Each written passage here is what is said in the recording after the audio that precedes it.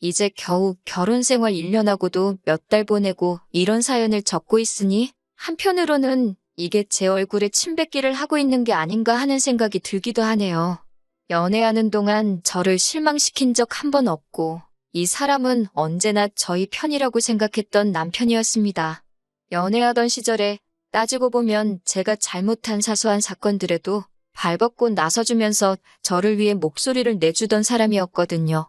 그런데 정작 자기 가족들이 얽힌 일에는 소극적이고 중요할 때는 남의 편을 들어서 남편이라는 말이 괜히 있는 말이 아니라는 게 느껴질 정도로 정말 남이구나 하는 생각이 들 만큼 저를 서운하게 만들더라고요.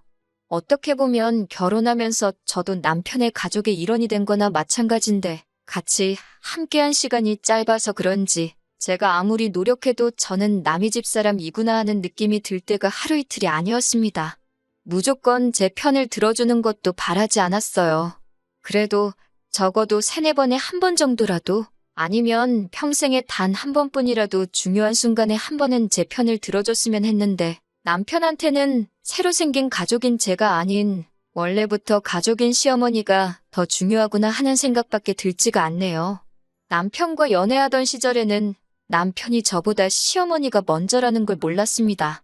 사소하게 다투었던 적마저도 손에 꼽을 정도로 적었기에 결혼까지 결심하게 되는데 큰 어려움이 없었지요. 결혼을 준비하는 과정에서 남편이 모아놓은 돈이 3천만 원도 되지 않는다는 걸 알게 되었습니다. 제가 모아놓은 돈은 5천만 원으로 남편에 비해 많기는 하지만 저라고 많이 모아놓은 편이 아니긴 해서 그걸 가지고는 크게 문제 삼지는 않았습니다. 남편은 군입대 후 부사관으로 장기복무 신청을 해서 1년 정도 더 군 생활을 하고 나왔거든요. 덕분에 대학 졸업도 늦어지고 취직도 조금 늦은 편이었어요. 그런 부분을 감안하면 3천만 원도 어떻게 보면 잘 모았다고 볼 수도 있기에 그걸 딱히 문제 삼으려고 하지는 않았습니다. 그리고 결혼할 때 시댁 쪽에서 집을 해주겠다고 했었거든요. 왜 과거형으로 설명했냐면 집을 해주신다던 당시의 일이 조금 꼬여버린 게 있다고 일단 1년에서 1년 반 정도 시간이 더 걸릴 것 같다는 이야기를 들었어요. 지금 생각해보면 집을 사주겠다고 했는데 마땅한 이유도 설명해주지 않은 걸 보면 의심을 해봤을 법도 한데 그런 의심조차 하지 않고 남편 하나만 믿고 결혼을 강행하게 되었습니다. 그런데 저희가 모아놓은 돈을 다 합쳐봐야 8천인데 그 돈으로 전세를 구하기에는 택도 없는 금액이었습니다. 그리고 시어머니 말대로 길어야 1년 반이면 되는데 대출까지 받아가며 전세를 구하는 건 말도 안 된다고 생각했고 그렇다고 월세를 구해서 사는 것 또한 대출받아 전세 구하는 거랑 뭐가 다른가 하는 생각이 들었어요. 어떻게 하면 좋은가 남편이랑 상의해가며 골머리를 썩고 있었는데 친정 부모님께서 저희만 괜찮으면 2층을 내어줄 테니 거기서 지내도 된다고 하셨습니다. 지내면서 저희 돈 아끼라고 월세도 따로 받지 않으셨고 생활공간은 1층과 2층이 나누어져 있었지만 돈 모으는데 식비도 무시 못하는 거라고 저희들 식사까지 챙겨주셨습니다. 처음 몇 달 동안에는 남편도 저희가 크게 신세지고 있다는 걸 아는지 저희 부모님한테 저한테 하듯이 잘했습니다. 친정어머니가 밖에서 장보고 오시면 뛰쳐나가서 짐도 받아가지고 오고 매일같이는 아니지만 일주일에 한 번씩은 저랑 같이 내려가서 집안일도 돕고 했었습니다. 그런데 시간이 지나면 지날수록 남편은 불편함을 호소하더라고요.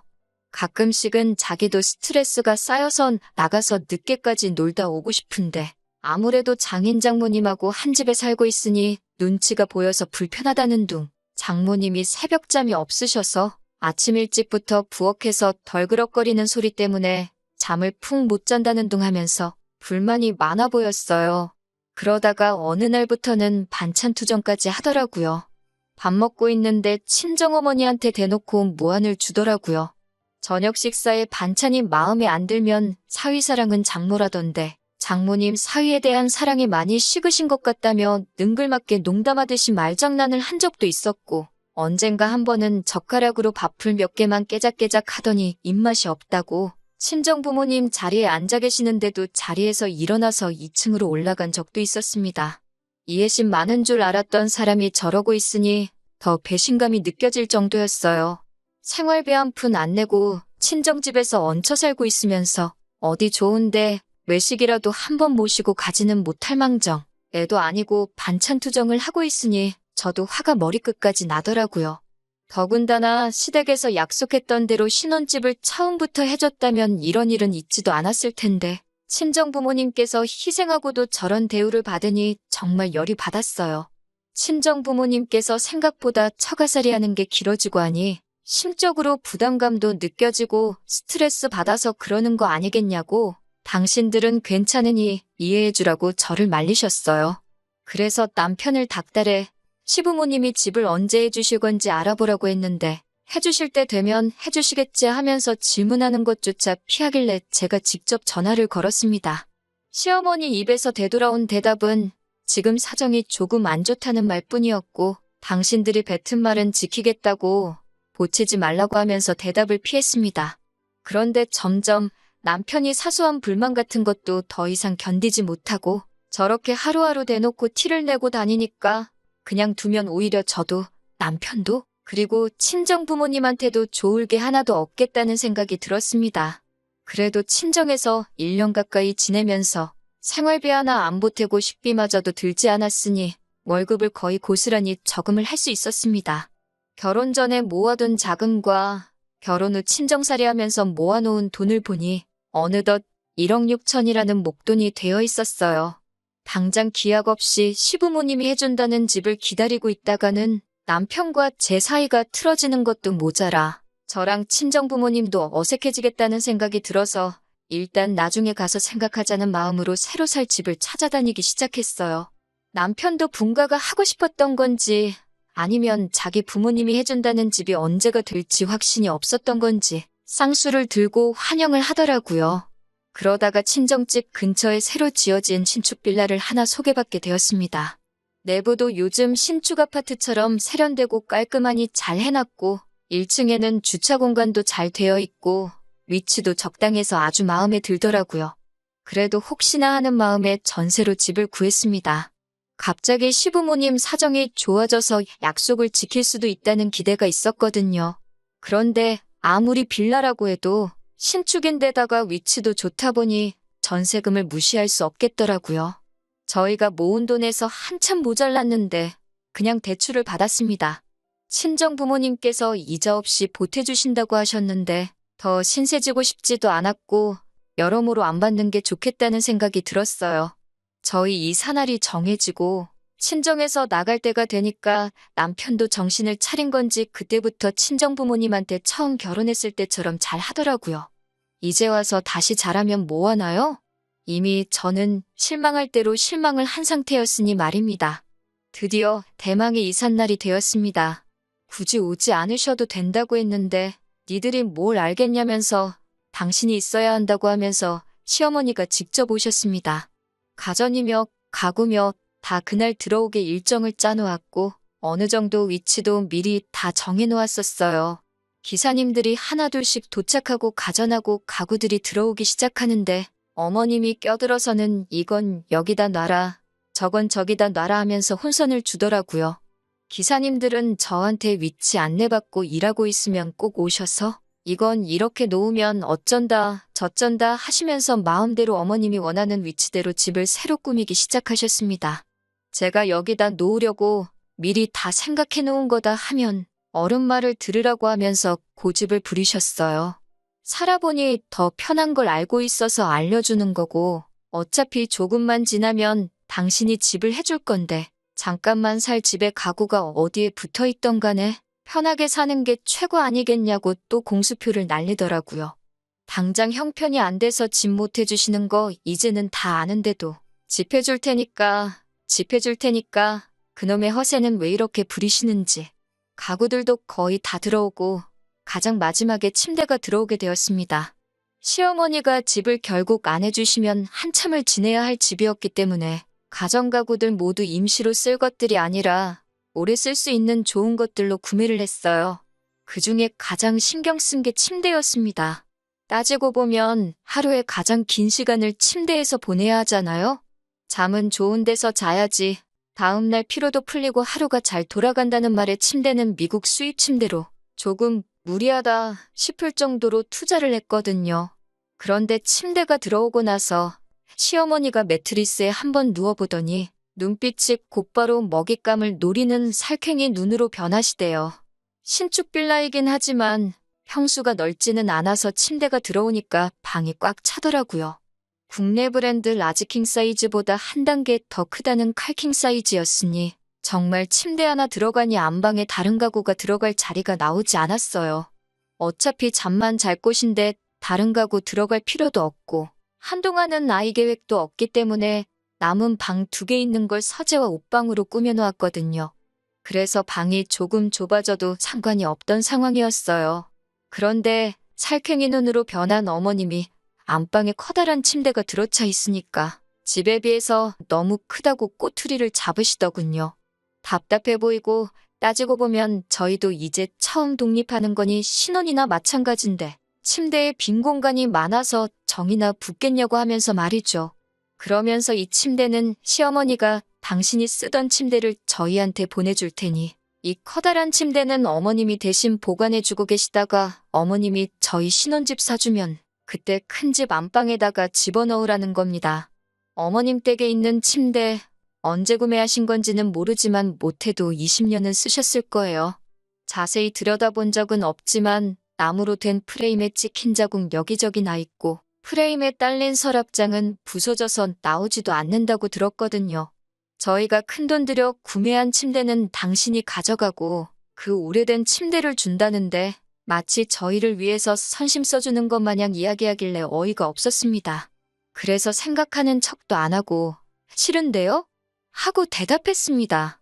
어머님이 제가 그렇게 나올 거라고는 예상을 못했는지 조금 당황해 하시면서 아니 바꾸자는 게 아니고 내가 맡아주려고 하는 거다 하면서 열심히 설명을 하시더라고요.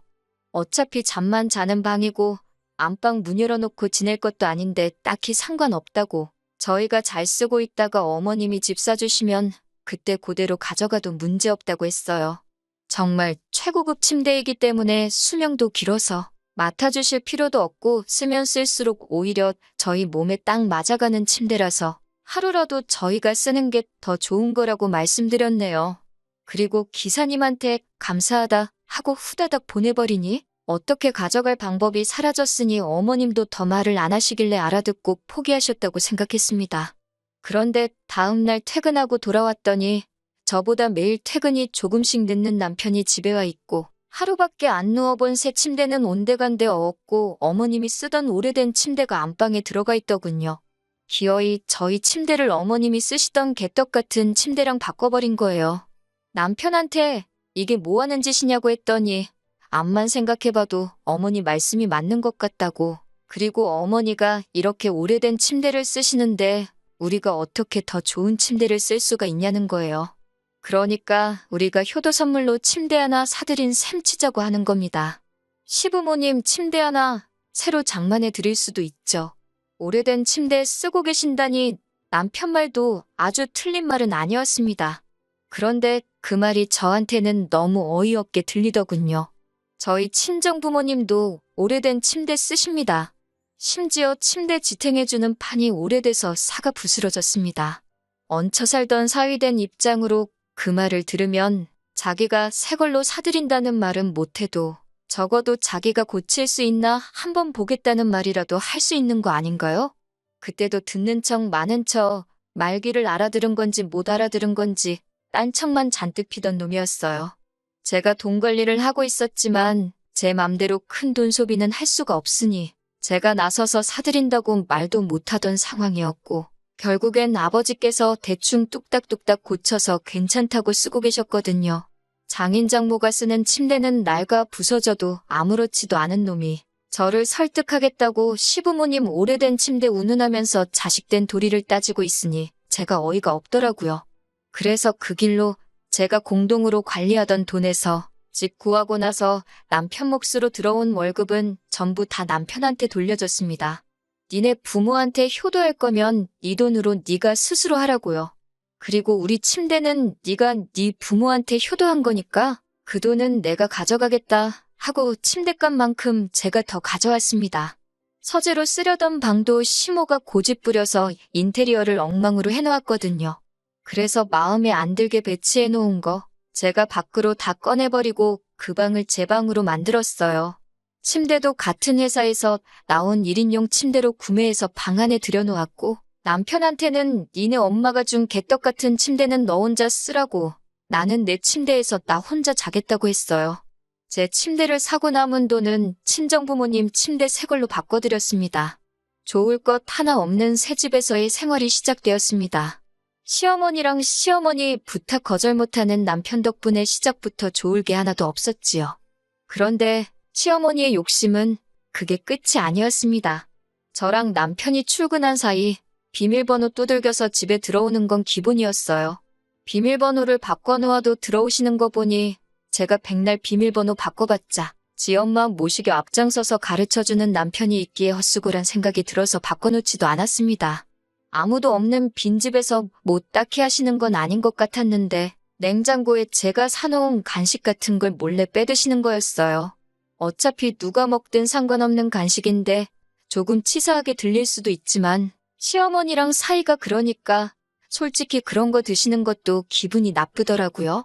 남편한테 아무리 따져봐야 어머니한테 집 비밀번호도 못 알려주냐고 되려 화를 내니 소용도 없는 일이었습니다. 그렇게 하루하루 짜증이 누적되고 있는 와중에 친정 부모님께서 저를 부르셨어요. 저한테 차키 하나를 건네주시더라고요. 저 시집가면서 시댁에서는 집을 해준다는데 친정에서 빈손으로 보내기는 뭐해서 저 타라고 외제차를 계약하셨다고 하셨어요. 남편은 친정집에서 회사가 가까운 편이라 괜찮은데 매일 멀리까지 출퇴근하는 제가 마음에 걸리셨다고요. 그리고 그 차를 어제 드디어 인도를 받았다고 하네요. 감사한 마음도 들고 한편으로는 제 지금 상황을 생각해보면 이걸 어떻게 해야 하나 싶더라고요. 금가락지면 품속에 숨기기라도 할 텐데 다른 것도 아니고 자동차를 어떻게 숨기겠어요. 차가 생기니 면허도 없는 남편이 더 좋아하더군요. 이럴 줄 알았으면 진작에 면허를 땄을 걸 그랬다고요. 한동안 시모 때문에 저한테 쌀쌀맞게 굴더니 차 가지고 오고부터는 운전 연수 좀 시켜달라고 매일같이 졸라대기 시작했어요. 그래도 그게 뭐라고 부부끼리 같이 해서 뭐라도 하고 다니니 다시 연애할 때 마냥 사이도 좋아진 듯 싶고 나름 괜찮은 부분도 있었습니다. 그런데 기어이 시어머니가 등장해서 또다시 집안을 뒤집어 놓으셨네요. 아들 자식이 자랑이라도 했는지 어떻게 알고 오셔서는 어떻게 차가 생겼는데 시승식도 안 할 수가 있냐고 뭐라 하시더라고요. 그러면 그렇지 저 자식한테는 엄마가 우선이었지 세상 그렇다 싶었네요. 차 타고 근교 한 바퀴 돌고 오니 차가 너무 좋다. 구름 위에 타고 있는 것 같다 하시면서 연신 엄지를 척척 내미시더군요. 그래도 친정 부모님이 신경 써서 비싼 돈 들여 사주신 거니 괜히 저도 기분이 좋았습니다. 집으로 돌아와 시어머니와 함께 저녁 식사를 했는데 시어머니의 눈이 또 살쾡이 눈으로 바뀌어 있더라고요. 안 좋은 예감이 들었는데 역시나 제 자동차를 가지고 한마디를 꺼내시는 거예요. 차가 너무 좋은데 이런 빌라촌에 있을 만한 차는 아닌 것 같다고 또 그러십니다. 그래도 나름 신축이라 1층에 주차장이 잘 되어 있는데 제 말은 신경도 안 쓰고 이런 후진 빌라촌에 고급 외제차라니 그게 말이나 되냐고 괜히 이런 데다가 차 세워놔봐야 문콕이나 당해서 차도 금방 망가지고 재수 없으면 무슨 범죄의 표적이 될 수도 있다면서 침대 가져갔을 때랑 똑같이 나오시더군요. 시모가 자기 차를 저희 쓰라고 주고 갈 테니까 저희 차는 당신이 끌고 가서 안전한 아파트 지하주차장에다가 보관해주겠다고요. 아니, 요즘 대한민국의 외제차가 얼마나 많은데 제 차 정도면 조금 가격이 나가긴 하지만 무슨 범죄의 표적이 될 만큼 몇 척씩 하는 차는 아니거든요. 그리고 어머님이 타고 다니는 차를 저희 주고 가시면 어머님은 뭐 타고 다니실 거냐 물어봤어요. 그랬더니 자기가 가봐야 어디 먼데 가냐고 일주일에 한두 번 동네 마트 정도 가는 게 전부인데 자동차 너무 안 끌어도 차에 안 좋다면서 그 정도는 차 관리해주는 셈 치고 당신이 쓰겠다고 하는 겁니다. 어이가 없어서 말도 안 나오는 와중에 남편이 그건 안 되겠다고 하더라고요. 가장 중요할 때 한 번, 드디어 매번 엄마 편만 들던 남이 편 남편이 제 편이 돼서 어머님 뜻에 거역하는 줄 알고 잠깐이나마 감동할 뻔했습니다. 그런데 그게 아니더라고요. 남편도 저한테 운전 연수받는 동안 외제차에서 타고 내리는 집 모습을 상상을 했었나 봅니다. 지하철 타면 오정거장이면 가는 회사를 두고 자기가 그 차를 끌고 출퇴근을 할 거라고 하면서 반대를 하더군요. 제 앞에서 자기 어머니에게 반대를 하는 남편의 첫 모습은 저를 위해서가 아니라 지 자신을 위해서였던 거예요. 친정 부모님이 저를 위해 사주신 차를 두고 지금 남편과 시어머니가 서로 자기가 그 차를 써야겠다고 다투고 있으니 어이가 없어서 웃음도 안 나오더라고요. 둘이 투닥거리는 걸 보고 있다가 두 사람이 저한테 동시에 물어봅니다. 차를 어떻게 할 거냐고요? 차 주인은 생각도 없는데 두 사람이 동시에 그 차를 누가 쓰는 게 옳은 거냐 물어보고 있으니 그 장면도 아주 진풍경이더군요. 떡 줄 사람은 생각도 않는데 김칫국들을 저렇게 사발째 들이마시고 있으니 답도 안 나왔습니다. 차는 어머님한테도 맡길 생각 없고 남편한테도 출퇴근하라고 줄 생각도 없다고 했습니다. 저희 부모님이 사주신 내 차이니? 내가 타고 다닐 거고 어디다 주차를 하든 그건 제가 알아서 할 거라고 했어요. 남편도 시어머니도 방금까지는 그 차를 자기가 탈 거라며 투닥거리더니 이제는 하나같이 입을 맞춰서 그걸 왜 네 혼자 타냐면서 성질을 부리더군요. 남편은 장인 장모님이 우리 타라고 해주신 차니까 우리 부부 이것이나 마찬가지라고 우기길래 면허도 없는 게 뭘 벌써부터 차를 끌고 다닐 생각이냐고 했습니다. 시어머니가 이어서 또 아파트 하면서 언제인지도 모르는 집을 걸고 넘어지면서 겁을 주기 시작하네요. 그놈의 집은 지겨우니까 그만 좀 말하라고 주지도 않은 집 가지고 침대도 가져가고 차도 가져가는데 그 집 진짜로 주면 뭘 더 가져갈지도 모르는데 그딴 집 필요도 없고 관심도 없다고 했어요. 그리고 대체 뇌구조가 어떻게 되어 있으면 자식 부부 신혼살림을 탐을 내서 가져갈 생각을 하냐고 한마디 했습니다. 그제서야 외제차 사이에 두고 지 엄마랑 대립하던 남편도 저보고 말버릇이 그게 뭐냐고 또 엄마 편을 들어주더라고요. 아니면 제가 자동차 운전대 잡을 생각은 꿈도 꾸지 말라고 한 게 불만이라 엄마 편을 들었는지도 모르고요. 아무튼 그동안 남편한테 쌓였던 거랑 시모한테 쌓였던 거 전부 다 쏟아내고 저도 이제 이딴 집 며느리 자리 필요도 없다고 악다구니를 썼어요. 가족 앞에서 남이 편대는 남편도 필요 없고 언제 사줄지도 모르는 그놈의 집도 필요 없고 그걸 인질로 잡고 며느리 세간살이 다 뜯어가려는 시모도 필요 없다고 한참 성질을 내다가 이혼하겠다고 선언하고 집구석 뒤집어 엎어놓고 나왔네요.